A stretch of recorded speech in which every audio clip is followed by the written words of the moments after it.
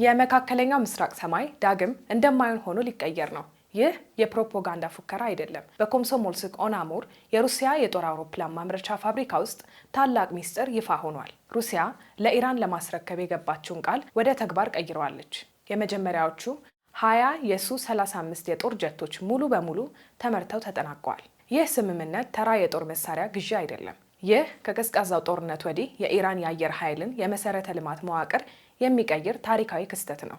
በቢሊዮን የሚቆጠር ዶላር የወጣበት ይፋዊ ያልሆነው የሞስኮና የቴህራን ህብረት አሁን የአየር ላይ የበላይነትን ለመጨበጥ ቆርጦ ተነስቷል። ለመሆኑ ኢራን ለምን አሁን ይህንን ማድረግ አስፈልጋት? መልሱ ቀላል ነው። ለበርካታ አስርተ ዓመታት የኢራን እስላማዊ ሪፐብሊክ የአየር ኃይል በአሮጌ አሜሪካ ሰራሽ ኤፍ4 እና ኤፍ14 ጀቶች ላይ ተንጠልጥሎ ቆይቷል። እነዚህ አውሮፕላኖች የቪየትናም ጦርነት ዘመን ትውስታዎች ናቸው። ቴህራን ለግማሽ ክፍለ ዘመን ያህል አዳዲስ የጦር ጀቶችን ሳታገኝ በምዕራባውያን ማዕቀብ ታንቃ ኖራለች።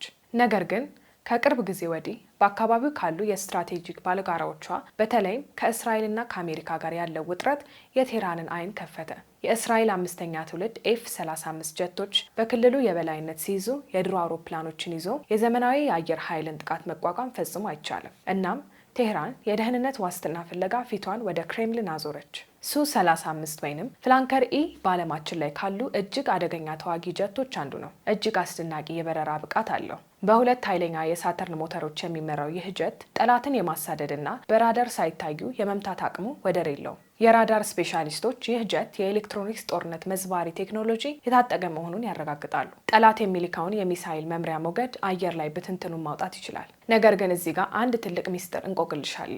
አውሮፕላኖቹ ተመርተው ካለቁ ለምን እስካሁን ድረስ ወደ ኢራን አልገቡም? ለምንስ አሁንም ድረስ በሩሲያ መሬት ላይ ቆሙ? ሚስጥሩ ያለው መሬት ላይ ነው። የሳተላይት ምስሎቹ እንደሚያሳዩት የኢራኑ ሐምዳን ወይም ሻሂድ ኖጄ የአየር ኃይል እዝ ከፍተኛ የጥገናና የማስፋፊያ ስራ እየተከናወነበት ነው። ከዚህ ቀደም በደረሱ ጥቃቶች ምክንያት የተጎዱት የመጠለያ ስፍራዎች የሱ-35ን ግዙፍ አካል ለመሸከም ብቁ አልነበሩም። ይህ ጀት ረጅም የመነሻ መስመርና ልዩ የቴክኒክ ድጋፍ ይሻል። አሁን ግን የኢራን የጦር መሐንዲሶች ሌሊትና ቀን በ24 ሰዓት ፈርቃ እየሰሩ ነው። ባለ 25 በ30 ሜትር የሆኑ የተጠናከሩ የኮንክሪት መጠለያዎችን እየገነቡ ነው። ምክንያቱም እነዚህ እያንዳንዳቸው 85 ሚሊዮን ዶላር የሚያወጡ ውድ ጀቶች ጥብቅ ጥበቃ ያስፈልጋቸዋል። የሱ-35 የውጊያ ክልል ያለ ተጨማሪ ነዳጅ ወደ 2000 ኪሎ ሜትር ይጠጋል። ይህ ማለት የኢራን አየር ኃይል ከራሷ ድንበር አልፋ በመካከለኛው ምስራቅ የትኛውንም ስፍራ አልፎ ተርፎም የባህረ ሰላጤውን የነዳጅ መስመሮች ዘልቃ የመምታት አቅም ታገኛለች ማለት ነው። ይህም የእስራኤልን የአየር መከላከያ መረብ ከባድ ፈተና ላይ ይጥለዋል።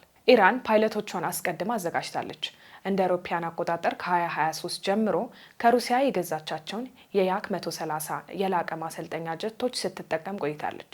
እነዚህ አውሮፕላኖች የፓይለቶችን አእምሮ ከድሮ የኤፍ14 ቴክኖሎጂ ወደ አዲሱ የሱ-35 ዲጂታል ኮክፒት ለማሸጋገር ታስበው የተገዙ ናቸው። የሩሲያ የበረራ ሲሙሌተሮችም ቀድመው ቴህራን ገብተዋል። ይህ የሚያሳየው ዝግጅቱ ድንገተኛ ሳይሆን ስልታዊና ረጅም ጊዜ የታቀደ መሆኑን ነው። ይህ የኃይል ሚዛን ለውጥ ዋሽንግተንንና ቴልአቪቭን በእጅጉ አስቆጥቷል።